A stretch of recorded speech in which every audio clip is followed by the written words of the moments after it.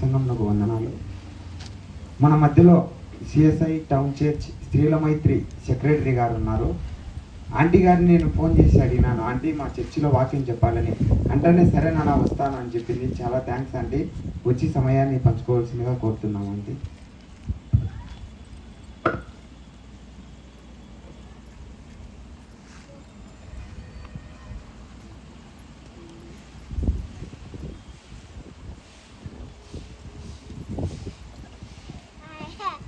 యేసుక్రీస్తు నామంలో మొట్టమొదటిగా ఈ అవకాశం ఇచ్చినటువంటి దేవునికి వందనాలు చెల్లిస్తుంటున్నా. అలాగే చేరవచ్చిన మీకు అందరికీ కూడా ఈ సాయంకాల రాత్రికాల శుభములు వందనాలు తెలియజేస్తుంటున్నాను. ప్రార్థన చేసుకుందాం.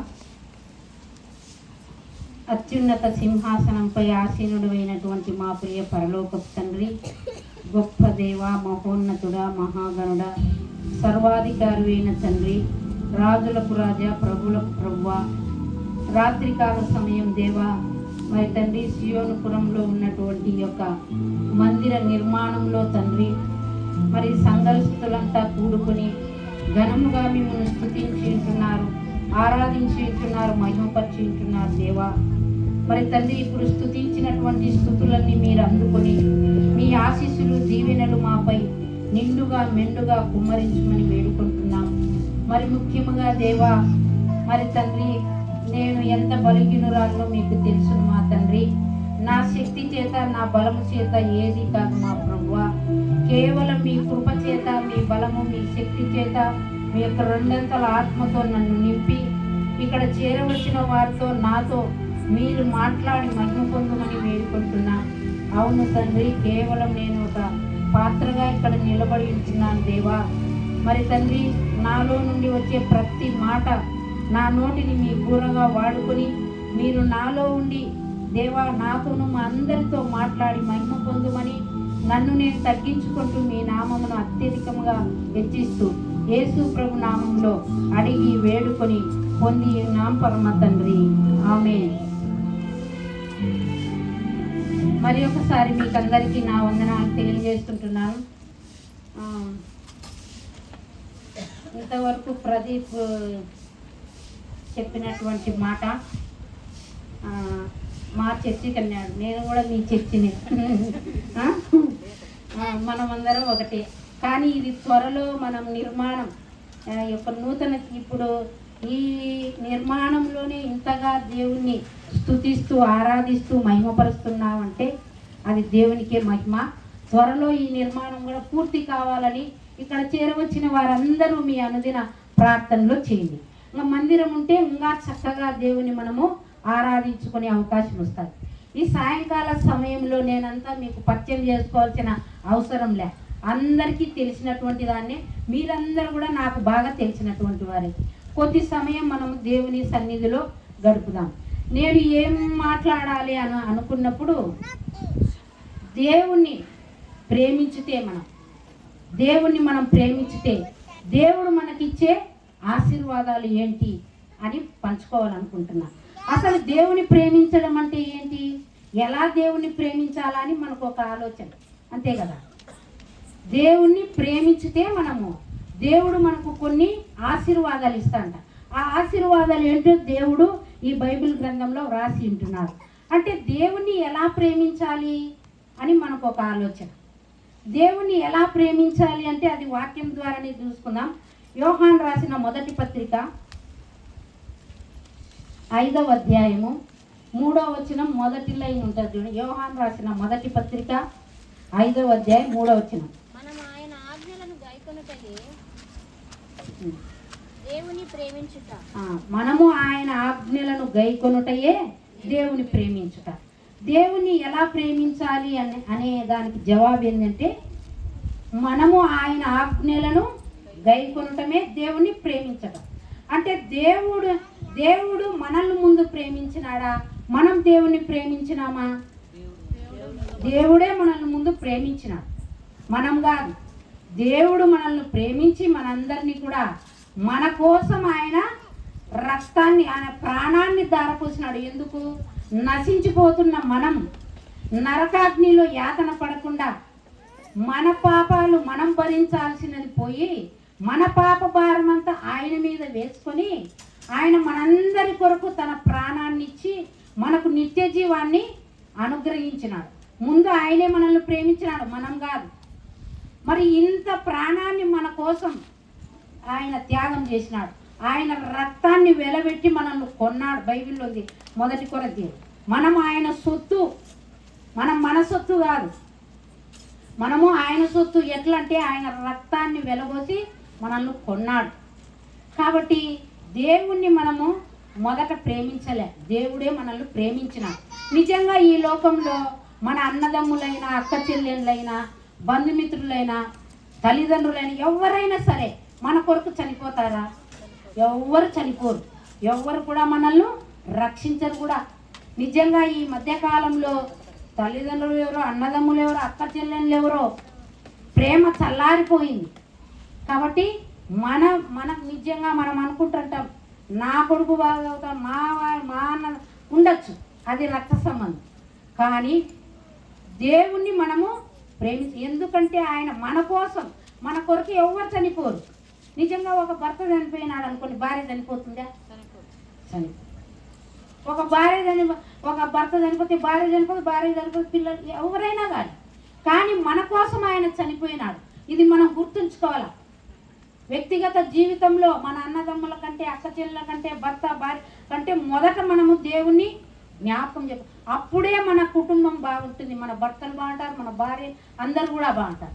కాబట్టి మన అన్నదమ్ములు ఎవ్వరు మన కొరకు చనిపోరు. అందుకే ఒక భక్తుడు ఏమంటాడంటే, అన్నాదమ్ములెవరో అక్క చెల్లెళ్ళెవరో, అన్నాదమ్ములెవరో అక్క చెల్లెళ్ళెవరో, తాను తరలిపోక ఎవరు రారు వెంట, మాయాలోకంబు ఇది మానవా, మరువక మన ప్రభు యేసుని నామమా, మాయాలోకంబు ఇది మానవా, తల్లిదండ్రులెవరో ఆత్మ బంధువులెవరో, తల్లిదండ్రులెవరో ఆత్మ బంధువులెవరో, తాను తరలిపోక ఎవరు రారు వెంట, మాయాలోకంబు ఇది మానవా.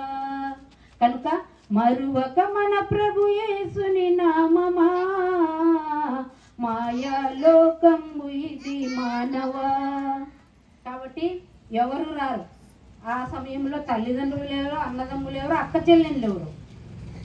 భక్తులు రాసిన పాట. కాబట్టి మనం ఏం చేయాలా? మరువక మన ప్రభు యేసుని నామాన్ని ధ్యానించుకోవాలా, స్తుతించుకోవాలా, ప్రార్థించుకోవాలా. ఇదే మనకు. కాబట్టి దేవుణ్ణి ప్రేమించటం అంటే ఆయన ఆజ్ఞలను గైకొన. ఆయన ఆజ్ఞలు అంటే ఏంటివి అని మళ్ళీ ఒక ఆలోచన, ఒక ప్రశ్న. ఆయన ఆజ్ఞలు మనకు బైబిల్ గ్రంథంలోనే వివరంగా రాసి ఉంటున్నాడు. నిర్గమాకాండం తీయండి ఒకసారి. నిర్గమాకాండం 20వ అధ్యాయంలో 10 ఆజ్ఞలు ఉన్నాయి మనకు. 10 ఆజ్ఞల్లో మొదటి ఆజ్ఞ ఏమంటాడంటే, నేను తప్ప నీకు వేరొక దేవుడు ఉండకూడదు. పైన ఆకాశం అందు కానీ, కింద భూమి ఎందు కానీ, భూమి కింద నీళ్ళ ఎందు కానీ ఏ రూపాన్ని చేసుకోకూడదు, ఏ విగ్రహాన్ని చేసుకోకూడదు. నేనే దేవుడు, నేను తప్ప నీకు వేరొక దేవుడు ఉండకూడదు అని చెలవిస్తాను. అది దేవుని ఆజ్ఞ. మరి ఆ దేవుని ఆజ్ఞను మనం పాటించితే మనం దేవుని ప్రేమించిన వాళ్ళమే. ఆయనే చెప్తున్నాడు కదా, నా ఆజ్ఞలు గైకుంటే నన్ను ప్రేమించడం. కాబట్టి దేవుడు, ఈయనే నాకు దేవుడు, నిజమైన దేవుడు, ఈయన తప్ప నాకు వేరొక దేవుడు ఉండకూడదు అని మనం అనుకోవాలి. ఏ విగ్రహంనైనా మనం పూజించకూడదంట. విగ్రహం అంటే మనం ఏమనుకుంటాం? విగ్రహ బొమ్మలే అనుకుంటాం. కాదు, మనలో ఎన్నో విగ్రహాలు ఉంటాయి. ధనం అంటే ఒక ఆశ విగ్రహం, బంగారం అంటే ఒక విగ్రహం, ఇలా. కాబట్టి దేనికి ప్రాముఖ్యత కాదు, ప్రధానంగా ప్రాముఖ్యత ఇవ్వాల్సింది మనము దేవునికే. అప్పుడే మనల్ని ఆ వచనాలన్నీ మీకు తెలియపరుస్తా. దేవుని ప్రేమించితే మనకు ఏ ఆశీర్వాదాలు వస్తాయని. ఆ 10 ఆజ్ఞలు ఉన్నాయి అక్కడ. అబద్ధం ఆడకూడదు, దొంగతనం చేయకూడదు, వ్యభిచారం చేయకూడదు, పొరుగు వారిని ఆశించకూడదు. ఇవన్నీ ఆజ్ఞలు మనము అనుసరించకపోవచ్చు. కానీ క్రొత్త నిబంధనకు వచ్చే లోపల దేవుడు 2 ఆజ్ఞలు పెట్టినారు. ఆ 2 ఆజ్ఞలు మనం సంపూర్ణంగా నెరవేరిస్తే మనం దేవుని ప్రేమించిన వాళ్ళని. ప్రతి ఆదివారం కూడా ప్రధానమైన ఆజ్ఞలు 2 అని బాబు గారు చదువుతూ ఉంటారు. మొదటిది ఏంది? మన పూర్ణ బలముతో, మన పూర్ణ శక్తితో, మనసుతో దేవుణ్ణి ఆరాధించాలి, సేవించాలి, ప్రేమించాలి. పూర్ణ మనస్సు, పూర్ణ బలం, పూర్ణ శక్తితో దేవుణ్ణి సేవించుటయే, ఆరాధించుటయే దేవుణ్ణి ప్రేమించడం. అది మొదటి ఆజ్ఞ. రెండవది నిన్ను వలె నీ పొరుగువాని ఈ రెండు ఆజ్ఞలు మనము అనుసరించినప్పుడు దేవుణ్ణి మనము ప్రేమించిన వాళ్ళము. ఎవరైతే దేవుని ప్రేమిస్తూ ఉంటారో పొరుగు వాళ్ళను కూడా ప్రేమించేవారు అవుతాము. కాబట్టి ఈ ఆజ్ఞలు పాటించినప్పుడు మనము దేవుణ్ణి ప్రేమిస్తాం. నిజంగా దేవుడు అంటే ప్రేమ ఉన్న వాళ్ళు ఆరాధనకు క్రమంగా వెళ్తారు. దేవుని వాక్యం వినాలంటే ఆశ, దేవుని మీద విశ్వాసం, ప్రార్థన చేసుకోవాలని ఆశ, పాటలు పాడాలని ఆశ. ప్రతి ఆదివారము క్రమం తప్పకుండా మందిరానికి వెళ్ళాలి, ఉపవాస ప్రార్థన, ఇలా రకరకాల ఎవరైతే దేవుని ప్రేమిస్తూ ఉంటారో వారిలో ఉంటాయి ఈ లక్షణాలన్నీ. ప్రార్థన చేసుకోవాలని ఆశ, పొరుగు వాళ్ళతో మంచిగా మాట్లాడాలి, పొరుగు వారి ఒకరినొకరు. ఎప్పుడైతే మనం దేవుని ప్రేమించుతామో పొరుగు వాళ్ళను కూడా ప్రేమించగలుగుతాం. కాబట్టి దేవుని ఆజ్ఞలు ఎవరైతే గైకుంటారో వాళ్ళు దేవుని ప్రేమించిన వారు.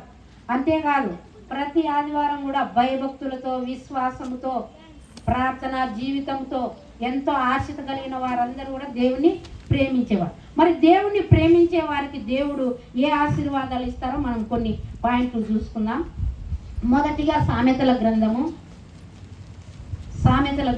8వ అధ్యాయము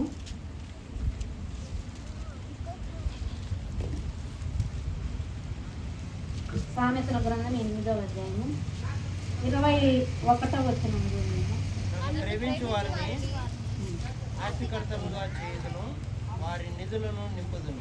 నన్ను ప్రేమించు వారిని ఏం చేస్తాడంట? దేవుడు ఆస్తి కర్తలుగా చేస్తాడు. ఇంతకంటే ఏం కావాలా?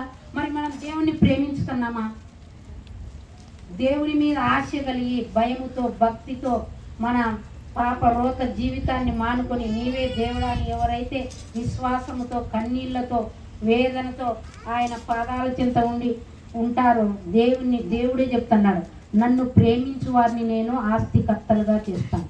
దేవుని మీద ఎవరైతే ఆధారపడి ఉంటారో, దేవుని నమ్ముకొని దేవుడే నాకు సహాయకుడు, నాకు ఎక్కడి నుండి సహాయం కలుగుతుంది? ఎవరి నుండి కూడా సహాయం కలగదు. ఒక దేవాది దేవుడు మన పక్షాన ఉంటే మనకు ఏదో రూపంలో సహాయం అందుతూనే ఉంటుంది. మరి ఎవరైతే నన్ను ప్రేమించు వారిని ఆస్తికి కర్తలుగా చేస్తాను, వారి నిధులను నింపుతాడంట. నిధులు అంటే ఏమున్నాయి? మనం చేసేటివే. వ్యాపారం ఒక నిధి, ఉద్యోగం ఒక నిధి, మనం చేసే కూలి పనులు ఒక నిధి. ఆ నిధులను నింపుతాడంట దేవుడు. చూడండి, దేవుణ్ణి ప్రేమించే వారిని ఆస్తికి కర్తలుగా చేసేవాడే కాదు, నిధులను కూడా నింపుతాడు. మనం చేసే ప్రతి పని కూడా అది ఒక నిధి. నువ్వు ఏ పైనైనా సరే, ఉద్యోగమైనా సరే, వ్యాపారమైనా సరే, మామూలు కూలి పనులైనా సరే, ఏ పనైనా సరే అవన్నీ కూడా దేవుడు నింపుతాడంట. కాబట్టి మనము దేవుణ్ణి ప్రేమించేది నేర్చుకోవాలి. మొదటి పాయింట్, దేవుణ్ణి ప్రేమించే వారిని దేవుడు ఆస్తికర్తలుగా చేస్తాడు, వారి నిధులను నింపుతాడు. రెండవ పాయింట్ చూసుకుందాం. రోమీలకు రాసిన పత్రిక 8వ అధ్యాయము 28వ వచనం. ఆ దేవుని ప్రేమించు వారికి అనగా ఆయన సంకల్పము చొప్పున పిలువబడిన వారికి మేలు కలుగుటకై సమస్తమును జరుగుతున్నవని ఎరుగుదుము. చూడండి, దేవుణ్ణి ప్రేమించే వారికి అనగా ఆయన సంకల్పం చొప్పున పిలువబడిన వారు, ఎవరైతే దేవుణ్ణి ప్రేమించుతారో ఆ వారి సంకల్పం పిలుస్తాడంట దేవుడు. వారికి ఏమవుతుందంట? మేలు కలుగుటకై సమస్తము సమకూడి జరుగుతాయి. దేవుణ్ణి ప్రేమించితే మనకు మేలు సమస్తం. ఒక్కొక్కసారి అనుకుంటుంటాం, ఎంత చేసినా కూడా ఏది కూడా మనకు అది జరగకపోతూ ఉంటుంది, ఎందుకు అని అంటాం. కానీ మనం ఒక్కోసారి అనుకోని విధంగానే అన్నీ సమకూరి అన్నీ కూడా ఒకేసారి సమకూరి జరుగుతాయి అన్నమాట. అంటే ఎవరైతే దేవుని ప్రేమిస్తున్నారో, దేవుని యందు భయభక్తులు కలిగి ఆయన మీద ఆధారపడి ఆయన నమ్ముకొని జీవించే వాళ్లకు మేలు కలుగుతుంది అంట. సమస్తము కూడా మనం చేసే ప్రతిదీ మనది ఏదన్నా ఉంది సమస్తము సమకూడి జరుగుతుంది. కాబట్టి రెండవ పాయింట్ ఏంటంటే మనకు మేలులు మనకు సమస్తము సమకూర్చి దేవుడు జరిగిస్తాడు. ఇది రెండవ పాయింట్. మూడవ పాయింట్కి వస్తాం. కీర్తనలు 91వ సంకీర్తన 91వ సంకీర్తన 14వ వచనం నుంచి 16 వచనములు చదువుకుందాం. అతడు నన్ను ప్రేమించుచున్నాడు కనుక నేను అతన్ని తప్పించేదను. అతడు నా నామము ఎరిగిన వారు కనుక నేను అతన్ని గణపరిచేదను. అతడు నాకు మొరపెట్టగా నేను అతనికి ఉత్తరమిచ్చేదను. శ్రమలో నేను అతనికి తోడై ఉండేదను. అతన్ని విడిపించి అతన్ని గొప్ప చేసేదను. దీర్ఘాయు చేత అతన్ని తృప్తిపరిచేదను. నా రక్షణ అతన్ని రక్షించేదను. చూడండి, దేవుణ్ణి ప్రేమించే వారికి మొదట ఆస్తికర్తలుగా చేస్తాడు, నిధులను నింపుతాడు. రెండవదిగా మేలు కలిగి మనం సమస్తం కూడా అన్ని సర్దుకొని సమకూర్చి జరిపిస్తాడు. ఇక్కడ చూస్తే 91వ కీర్తనలో 14 నుంచి 16 వచనాలలో 7 పాయింట్లు ఉన్నాయి. ఇక్కడ అతడు నన్ను ప్రేమించుచున్నాడు గనుక నేను అతన్ని తప్పించెదను. ఇది దావీదు మహారాజు కీర్తనల గ్రంథం. ఇది సంకీర్తన. అతడు నన్ను ప్రేమించుచున్నాడు గనుక నేను అతన్ని తప్పిస్తాను. ఎవరైతే దేవుణ్ణి ప్రేమిస్తారో నువ్వు ఎలాంటి ఇబ్బందులు ఉండు, ఎలాంటి కష్టంలో ఉండు, ఏ ఇరుకులో నుండి బయటికి రాలేకున్నా కూడా దేవుడు తప్పించేదానికి సిద్ధంగా ఉన్నాడు. ఎప్పుడు? దేవుణ్ణి ప్రేమించినప్పుడు. దేవుణ్ణి ఎవరైతే ప్రేమించగలుగుతారో వాళ్ళను దేవుడు ఏం చేస్తాడంట? తప్పిస్తాడంట. మనం ఎలాంటి స్థితిలో ఉన్నా, ఎలాంటి ఇరుకు ఇబ్బందుల్లో ఉన్నా, నువ్వు జలములో పడి వెళ్ళిన అగ్ని మధ్య నడిచిన జ్వాలలు నిన్ను కాల్చవు, జలము నిన్ను ఉంచదు. అంటే చూడండి ఎంత చక్కగా దేవుడు ప్రతి దేవుని ఎవరైతే ప్రేమిస్తారో వాళ్ళు ఎలాంటి కష్టంలో ఉన్నా, అప్పుల బాధ ఉన్ని, ఇరుకులు ఇబ్బందులు కష్టాలు శ్రమలు అనారోగ్యం ఎన్నెన్నో ఉన్ని దేవుని నువ్వు ప్రేమించితే దేవుడు వాటన్నిటినీ తప్పిస్తాడు. దేవుని ప్రేమించడం అంటే అదే గుర్తుపెట్టుకోండి. పూర్ణ మనసుతో దేవుణ్ణి ఆరాధించండి, పూర్ణ శక్తితో దేవుణ్ణి ఆరాధించండి, మహిమపడుతూ ఆయన చెప్తున్నాడు ఆత్మతో సత్యముతో నన్ను ఆరాధించండి అని. దేవుణ్ణి ఆరాధించడానికి మనం ముందు ఉండాలి. మనము జగడమలో ముందుండకూడదు, కొట్లాటలో దేవుని విషయంలో ముందు ఉండాలి. అప్పుడే మనం ఫలించేది. కాబట్టి దేవుని ఎలా ప్రేమించాలా అన్న క్వశ్చన్ మీకు రాకూడదు. దేవుణ్ణి పూర్ణ మనసుతో పూర్ణ శక్తితో బలంతో, ఇందాక నేను పాట పాడినా, దేవుని ఎవరైతే బాగా పాడగలుగుతారో గొంతులెత్తి పాడిన వాళ్ళకు పండగంట, గొంతులెత్తి పాడని వాళ్ళకు దండగ, చేతులెత్తి దేవుణ్ణి వేడుకునే వాళ్ళకు పండగ. చేతులెత్తి మనం దేవుణ్ణి వేడుకోలేదనుకో మనము మన జీవితము దండగ అంతే. ఎవరైతే దేవుణ్ణి మోకరించి వేడుకుంటారో, దేవుని సన్నిధిలో మోకరించి కన్నీళ్లు వార్చి ఎవరైతే వేడుకుంటారో వాళ్ళకు పండగ దేవుడు. వేడుకోలేదనుకో దండగ అంతే మన జీవితాలు. కాబట్టి దేవుణ్ణి ప్రేమించేదామంటే ఏదో అనుకోవాకండి. దేవుణ్ణి ఆరాధించడమే, ఆయన్ను ప్రార్థించడమే, విశ్వాసముతో ఆయన ఎందు ఆసక్తి కలిగి జీవించాలి. దేవుడు అంటే ఆశ ఉండాలి. అందుకే ఆనాడు సంఘము పేతురు చెరసాలలో ఉంటే సంఘం అంతా ఇలా కూడుకొని అత్యాసక్తితో ప్రార్థన చేసినారట. ఊరికి ఆశ కాదు, అత్యాసక్తితో దేవుని మీద అత్యాసక్తితో ప్రార్థన చేసింటే ఆ చెరసాల బ్రద్దలు ఊడిపన్నాయంట సంఖ్యలు. అట్లా అద్భుతాలు జరుగుతాయి. దేవుణ్ణి మనం ప్రేమించితే, దేవుణ్ణి మనం ఆరాధించితే, మహిమపరిస్తే. కాబట్టి మన సమస్యలు కష్టాలు బాధలు ఇరుగు పొరుగు వారితో చెప్పొద్దండి. మనము మనుషులను నమ్ముకుంటాం, రాజకీయ నాయకులను నమ్ముకుంటాం, కానీ దేవుణ్ణి నమ్ముకొని దేవుని పాదాల చింత కూర్చొని ప్రభువా నాకు ఈ కష్టం వచ్చిందని అడగం. రాజకీయ నాయకులు చూస్తామంటారు. ఇంకా కొంతమంది మనుషులు ఏమంటారు, ఏదైనా సహాయం అడిగినా అనుకో డబ్బులు చూస్తాం రేపిస్తాం మొన్న తిప్పుతా అంటారు. కొంతమంది లాస్ట్కు చేతులు కూడా ఎత్తేస్తారు. ఇదే పరిస్థితి నా జీవితంలో ఎన్నో జరిగినాయి. మా చిన్న కూతురుకు ఫీజు కట్టాలి బీటెక్. ఒక ఆయన ఇస్తా అన్నాడు, లాస్ట్కి ఇవ్వకుండా చేతులు ఎత్తేసినాడు. చేయనిచ్చి బీటెక్ చేర్పించాను. దేవుని అద్భుతాలు అట్టుంటాయి. పోతే పోని ఒక ఆయన సలహా ఇచ్చినాడు, వాళ్ళ నీళ్ళని ఎందుకు అడుగుతారు, ఉన్నే బంగారం పెట్టి చేర్పించండి, దేవుడు అంతకంటే రెండంతలు ఇస్తాడండి. నిజంగా ఆ చేనుతోనే ఆ పాపకి ఇప్పుడు 1,50,000 జీతం చదువుకునిందాను. అలా ఉంటాయి దేవుని అద్భుతాలు. నిజంగా మనుషులు నమ్ముకోవాకండి, లాస్ట్కు చేతులు ఎత్తేస్తారు. అదే నువ్వు దేవుని పదాల చింత పడండి. ప్రభువా నువ్వే ఏమన్నా చెయ్యి, అవిశ్వాసం ఉండొద్దు. ఇది దేవుడు ఇస్తాడో ఇయ్యడో, నెరవేరుతాదో లేదో అంటే అది అటు ఇటు లేకుండా పోతుంది. చేస్తాడు ఎన్ని రోజులైనా సరే అనే నమ్మకం మనకు ఉండాలి. ఏదో ఒక రోజు తప్పకుండా నీ ప్రార్థనకు నా ప్రార్థనకు ఫలితం ఉంటుంది. కాబట్టి దేవుణ్ణి మనం ప్రేమించినప్పుడు మనం ఎన్ని ఇబ్బందుల్లో కష్టాల్లోనే తప్పిస్తా అంటున్నాడు దేవుడు. 2వ పాయింట్ చూస్తాం దీంట్లో, ఇది 3వది. ఇక్కడ 7 పాయింట్లు ఉన్నాయి. అతడు నా నామము నెరిగిన వాడు కనుక నేను అతన్ని ఘనపరిచేదను. నిజంగా చూడండి, దేవుడు ఆయన నామం ఎరిగి నువ్వు ఎప్పుడైతే దేవుణ్ణి ఘనపరుస్తావో దేవుడు నిన్ను నన్ను ఘనపరుస్తాడు. ఆయన నామం ఎరిగిన మనమందరం ఆయన నామం ఎరిగిన వారమే ఇక్కడికి వచ్చినాం. ఎవరు దేవుని నామం ఎరగరా? యేసు ప్రభు అంటే అందరికీ తెలుసు కదా. ఆయన నామం ఎరిగిన వారిని ఆయన ఘనపరుస్తాడు. ఇంకొకసారి ఏమనిందంటే నన్ను ఘనపరచువాన్ని నేను ఘనపరుస్తా అంటారు. ఘనపరచడం అంటే ఏంది? ఎంతమందిలో మనకు ఘనత. కాబట్టి మనము దేవుణ్ణి ప్రేమించేది మన పూర్ణ హృదయంతో ఎప్పుడైతే ఉంటామో అప్పుడు దేవుడు మనల్ని తప్పిస్తాడు, ఘనపరుస్తాడు. ముందు ఆస్తికర్తలుగా చేస్తాడు, నిధులను నింపుతాడు, సమస్తము సమకూర్చి జరిపిస్తాడు, ఇది తప్పిస్తాడు. ఏ ఇబ్బందులు ఉన్నా ఘనపరుస్తాడు. అతడు నాకు మొరపెట్టగా నేను అతనికి ఉత్తరం ఇచ్చేదను. ఎప్పుడైతే మనము దేవుని పాదాల చెంత మొరపెట్టేది నేర్చుకుంటామో అప్పుడు దేవుడు మనకేమిస్తాడంట? ఉత్తరం ఇస్తాడు.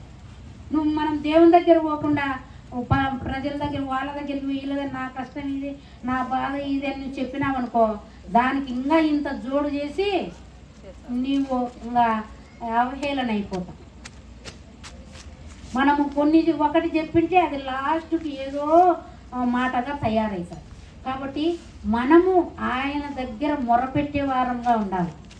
ఆయన దగ్గర మొరపెట్టే ఆయన ఉత్తరం ఇస్తాడట. ఒక్కొక్కసారి మన పిల్లలు కూడా అంటే ఉండు వస్తాని మనకు పలకరు, ఉత్తరం ఇస్తారా? ఇయ్యరు. కానీ దేవుని దగ్గర మనం మొరపెడితే అతడు నాకు మొరపెట్టగా నేను అతనికి ఉత్తరం ఇస్తాడ. అతడు ఆమె ఎవరైనా సరే అతడు ఎవరైనా సరే దేవుని దగ్గర మొరపెడితే నేను మీకు పలుకుతా, ఉత్తరం ఇస్తా అంటున్నాడు. పిలిస్తే పలికే దేవుడు ఈ దేవుడు. ఇలాంటి దేవుడు కాగలిగిన జనులు ధన్యులు. ఏమంటే మనకు తెలియక మనము ఈ చిక్కుల్లో పడి సతమతం అవుతుంటున్నాం. నిజంగా దేవుణ్ణి ఎంత ఘనపరుస్తామో మనము అంత ఘనత మనకు చెందుతారు. నేను కూడా చిన్నప్పటి నుంచి నేను హాస్టల్లో చిన్నప్పటి నుంచి ఈ బైబిల్ ప్రార్థన అన్నం తినేప్పుడు ప్రార్థనే, స్కూల్కి పోయేప్పుడు ప్రార్థనే, స్కూల్లో అలాంటి స్కూల్లో చదివినాను. అయినా కానీ నాకు భక్తి లేదు.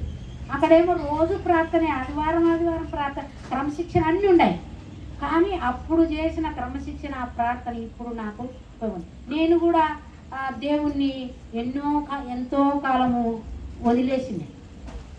మధ్యలో యవన కాలంలో నేను చేరడమే దేవుడు నన్ను ప్రతిరోజు తెల్లవారుజామున 4:30కు లేపి ప్రార్థన, మళ్ళీ 6:30కు మళ్ళీ ప్రార్థన, మళ్ళీ అన్నం పెట్టింటారు ప్లేట్లో. హాస్టల్ ఆకలి తింటారు, తినేదానికి కాదు. అందరూ ఎవరు ప్లేట్లు వాళ్ళు తీసుకొని నిలబడేంత వరకు ప్రార్థన చేసేంత వరకు మనం నోట్లో పెట్టుకోవచ్చు. అంత క్రమశిక్షణ. నీకు ఎంత ఆకలి కానీ తినకూడదు, అలాంటి క్రమశిక్షణ. కాబట్టి నిజంగా దేవుడు మనం ఈరోజు ఆహారం తింటున్నామంటే మనము దేవునికి అది పచ్చడి మెతుకులు కానీలే, దేవా ఇది ఇచ్చినావు, ఈ ఆహారము నాకు శక్తిని ఆరోగ్యంని అని ఒక్కసారి అనుకొని భుజించండి. ప్రభువా నీకు స్తోత్రం, నాకు ఆత్రమని మనం గవక్కన తినేస్తూ ఉంటాం. నిజంగా ఈ దినం మనం ఇలాగా ఆరోగ్యంగా ఉండి ఆహారం తింటున్నాం అంటే దేవుని కృప. ఎంతోమంది షుగర్లతో కోట్ల ఆస్తినే తినేదానికి లేదు. కాబట్టి మనకిచ్చిన ఆహారం దేవా స్తోత్రం, ఈ ఆహారం ఇచ్చిన నాకు చాలు, ఈ ఆహారము నా శరీరానికి బలం, శక్తిని, ఆరోగ్యం దయచే అనుకొని తినండి. పచ్చడి మెతుకులు కానీ అది అమృతంగానే ఉంటుంది. అబ్బా నాకు ఈ పచ్చడి అని అనుకోవద్దండి. దేవుడు మనకు ఏది ఇస్తే అది సంపూర్తిగా దేవుణ్ణి అనుకొని తినేసి. కాబట్టి దేవుణ్ణి మనము మనం దేవునికి మొరపెట్టినప్పుడు దేవుడు మన మొర ఆలకించి ఉత్తరం ఇస్తాడు, పలుకుతాడంట. కాబట్టి దేవుణ్ణి ప్రేమించేవారు ఇలాంటి ఆశీర్వాదాలు వస్తాయన్నమాట. మళ్ళీ ఏమనింది కింది లైన్లో, శ్రమలో నేను అతనికి తోడై ఉంటా అంటున్నాడు. ఎవరైతే అతడు నన్ను ప్రేమించుచున్నాడు గనుక 14 శ్రమలో తోడై ఉంటాడంట. నీకు ఏ శ్రమన్నా కానీ, అది ఎలాంటి శ్రమన్నా కానీ దేవుడు తోడై ఉంటాడు. నిజంగా నాకు ఒకసారి ఒక సంఘటన జరిగింది. చదువుకునేప్పుడు అప్పుడు పెద్ద వర్షాలు వచ్చినాయి. జమ్మలమడు చదువుతుంటే ఏరుంది కదా, అవతల యువతలకి రాలేరు, యువతల వాళ్ళు అవతలకి పోలేరు. దసరా సెలవులు ఇచ్చినారు, హాస్టల్లో వదిలేసినారు, అన్నం పెట్టరు. ఇంకా ఎలా ఇట్లా ఇంటికి రావాలంటే దాంట్లోనే బస్సులు రావాలి. అసలు 10 రోజులేమి ఎట్నో ఒకట కొద్ది రోజులు పెట్టినారు హాస్టల్లోనే. ఎన్ని రోజులని పెడతారు, వాళ్ళు పెట్టేదానికి లేదు. ఇక్కడేమో తల్లిదండ్రులు వచ్చి యువతలు ఉన్నారు, జమ్మలమడు డ్యామ్ ఆ యువతల వాళ్ళు ఉన్నారు, అవతల మేమున్నాం. ఎలాంటి పరిస్థితి అంటే చాలా గడ్డు పరిస్థితి. ఇంకా పోనీలే. మళ్ళీ ఏం చేసినారు, మరుసటి రోజు కడప సైడ్ పోతానే, కడప నుంచి పులివెందులకు పోతాయంట అని కడపకి ఎక్కించినారు. కడపకు వచ్చినాం. కడప నుంచి పులివెందులకు వస్తే నందిమండలం ఏరు రానిలే. నందిమండలం ఇక్కడ పులివెందుల వాళ్ళు ఉన్నారు, మాది ఇంకా దూరం ఈ నుంచి పోవాలంటే. మా నాయనేమో పాపం ఆ కాలం నల్ల బెడ్షీట్లు ఉంటాయి. ఈ తుఫాను వర్షాలంటే వర్షాలు, ఎక్కడ చూసినా నీరే. అంత శ్రమలో ఏం చేసిన ఆయన బుధాన్ని వేసుకొని ఈ పక్క ఏటు పక్క ఉన్నాడు, నేను ఆ పక్క ఉన్నా. ఎలా ఈతగాళ్ళు అంట. అప్పుడు ఈతగాళ్ళు సీటీలు తీసుకొని తెలియజెప్తుంటారు.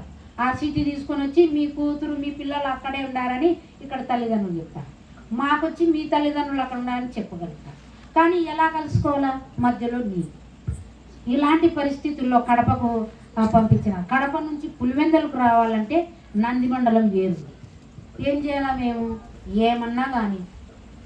ఇంకా చదువుకునే వాళ్ళంతా ఇక్కడ క్రిస్టియన్ లైన్లో 2 ఉన్నారు, లోమడ నుంచి 2 ఉన్నారు, నేను లోమడ అవతలంగా మా ఊరు. ఏం చేయాలా, ధైర్యం చేసినాం. ఒక అతను ట్రాక్టర్ ఊనిస్తున్నాడు నీళ్ళలో. బస్సులు ఆ పక్క ఆపకుండా ఈ పక్క ఉండాయి, బస్సులు రాలే. కానీ బస్సులు అయితే అట్నే నిలబడి ఉన్నాయి. ఆ నందిమండలం వరకు బస్సు వచ్చి దించినారు, ఏరుకాడు దించినారు, ఎట్రన్నా పోండి అంటున్నారు. ఆ పక్క బస్సులు పులివెందుల నుంచి వచ్చినాయి, కడప పోలే ఈ పక్క ఉండాలి. ఆ పక్క వాళ్ళు ఆ పక్క ఈ పక్క వాళ్ళు ఉంటే ఒక ఆయన ధైర్యం చేసినాడు. ఇక్కడ మేము ఉండే సైడ్ ధైర్యం చేసి, అమ్మా నేను ట్రాక్టర్ ఏం పోతాను, మీకు నమ్మకం ఉంటే ఎక్కండి అన్నాడు. ఎక్కినాం ట్రాక్టర్లో కూర్చున్నాం. మధ్యలోకి వచ్చా నేను, నీళ్ళు ట్రాక్టరు లేకొస్తున్నాయి, నా బట్టలు దాంట్లో పోయినాయి నీళ్ళల్లో. పోనీ ఏం చేయాలా, దాని కోసమని అన్నామనుకో బాగుంటుంది కదా. పోయినాయి ఉన్నాయి. కూర్చున్నాం అట్నే, నీళ్ళు వచ్చినాయి, ఆయన అట్నే పోనిస్తున్నాడు. మధ్యలో బిక్కుమంటున్నాం, ధైర్యం లేదు. నిజంగా ఆ సమయంలో దేవుడు ఎంత చక్కగా అంటే ఆయనకు ఏం బుద్ధి పుట్టించినాడో. మెల్లిమెల్లిగా ఆ మధ్యలోకి పోయినాక నీళ్ళన్నీ వచ్చినాయి, అట్నే పోనిచ్చి ఒడ్డుకు చేసినాడు. దేవా స్తోత్రం అనుకున్నాం. పులివెందులకు వచ్చి వెళ్ళాం. పులివెందుల్లో క్రిస్టియన్ లైన్లో స్వరూప్ అంటారు కదా, ఇక్కడికి వచ్చి ఉంటుంది. ఆ స్వరూప వాళ్ళ అత్త నా క్లాస్మేట్ వాళ్ళ ఇంట్లోకి పోయినాం అందరం. ఆ రాత్రి అయింది, మేము ఆ నీళ్లు దాటుకున్నాం. వాళ్ళు పాపం వేడిగా అన్నం చేసి పచ్చడి మెతుకులు పెట్టారు, తిన్నాం, పండుకున్నాం. మళ్ళీ తెల్లవారి ఆ లోమడాకి ఏం చేసిందంటే, మీ ఊరు దగ్గర తెలికి రా అని ఆయనతో పిలిచింది. మా నాయన ఇక్కడ వచ్చినాడు. ఏం చేస్తాము, మా నాయన చూసి దొంగోడేమని తిరిగి తిరిగి వాళ్ళు బెడ్షీట్ వేసుకొని తిరిగి తిరిగి ఆయనను చూసి బేరం అని భయపడినారంట వాళ్ళు. లేదులేమ్మా నేను మా కూతురు కోసం వచ్చినంటే నిలబడి లోమడకు పోయిందని చెప్పిన. లోమడకు పోతే నిజంగా అక్కడైతే లోమడ చెరువు ఉంది కదా, లోమడ చెరువు నీళ్ళు ఉన్నాయి, ఇంకా ఊర్లే పోయేదానికి లేదు. చూడండి ఎంత ఆ శ్రమలో జలంలో నుంచి నన్ను నిజంగా తప్పి అందరూ వాళ్ళు అరుస్తున్నారు. ఆ పక్క నుంచి దిగి నీళ్ళల్లో పోతా ఉన్నారు. దిగద్దండి దిగద్దండి, మధ్యలో రావద్దండి, అట్లా సైడు రాండి మధ్యలో వచ్చి పోతారని చెప్తున్నారు. అర్థం కాలే.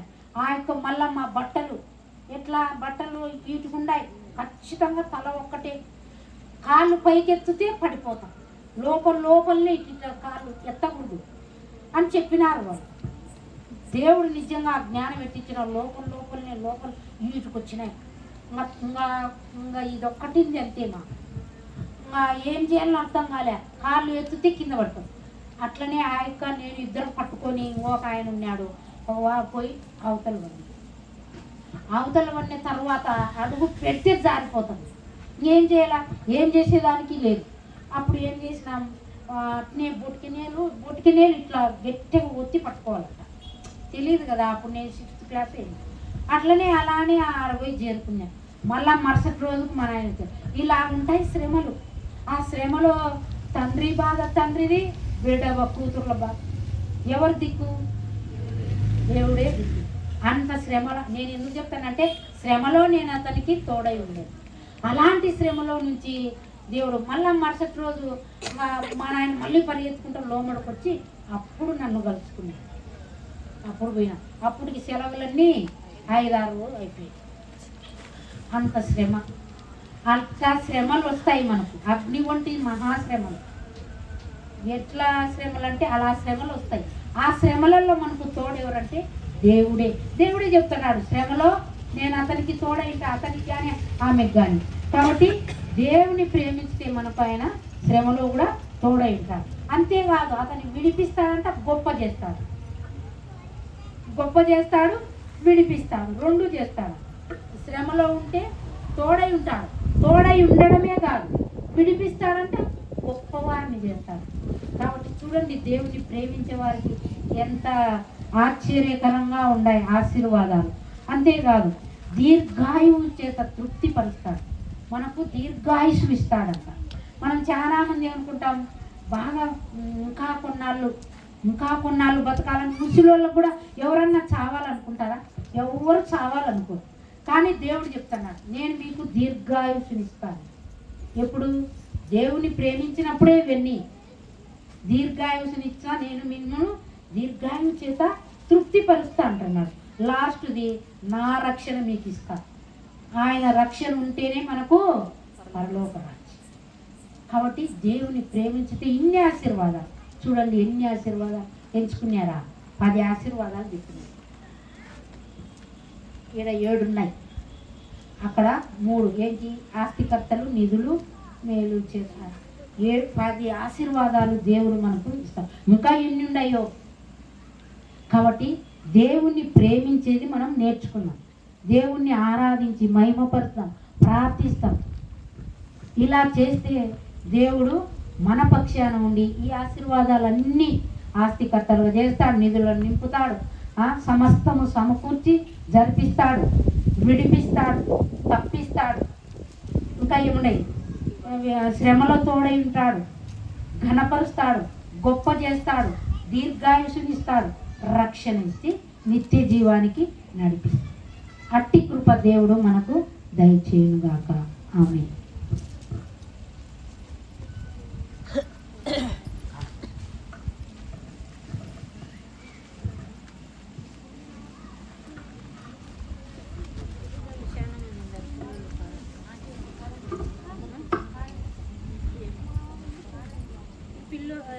చిన్న పిల్లల పాట బాగా నేర్చుకోండి. పాట